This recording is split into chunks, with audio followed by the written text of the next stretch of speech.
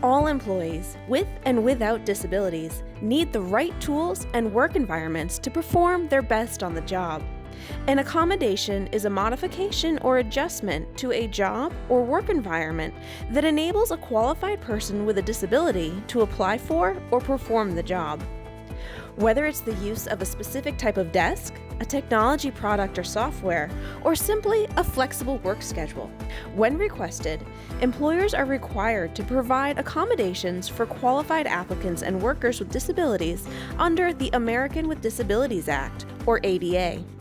We've not really had to offer a lot of accommodations or customized employment for our candidates that we've hired through Brevard Achievement Center. As a matter of fact, there's less accommodations made.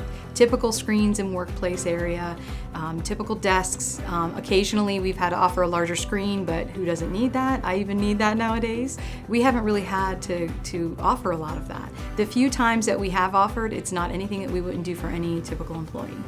You know, it's natural when you think about potentially employing someone that might have some level of disabilities to be concerned about, you know, what special accommodations might I have to make, or, you know, is it going to add burden to the organization?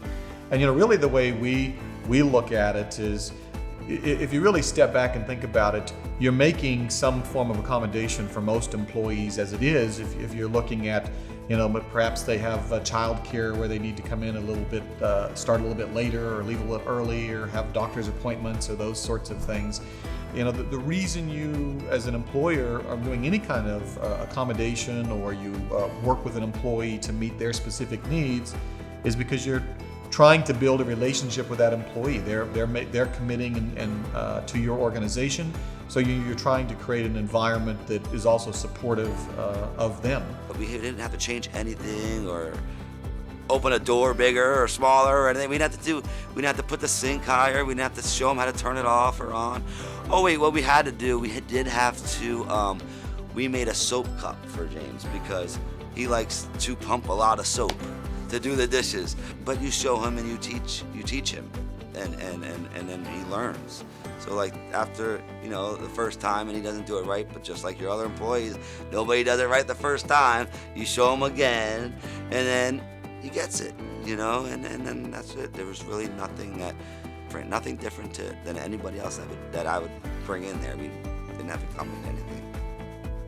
It is not more work to hire someone with disabilities. Get that out of your head. That's an old school way of thinking. The way you need to think about this is if it were you and you have to wear glasses, and most of us do. Let's face it, all of us have areas of opportunity in our lives. It is not hard. We find that really we don't have to go that much above and beyond with the Brevard Achievement Center client getting over that thought of special accommodation. And you know, at the end of the day, what we're looking for, I think, with any employee is someone who wants to be here, who wants to work here, and by being willing to work with them to make that an option for them, you get more loyalty from that employee, you get someone who is more excited about that job opportunity. And so we really look at it a little bit differently, and you know, that has been successful. We need to be as strong-minded about hiring typical employees as we are disabled employees and people from all backgrounds and all types of different disabilities and abilities, and you never know what you're going to gain from someone with more heightened abilities in other areas that we may not have.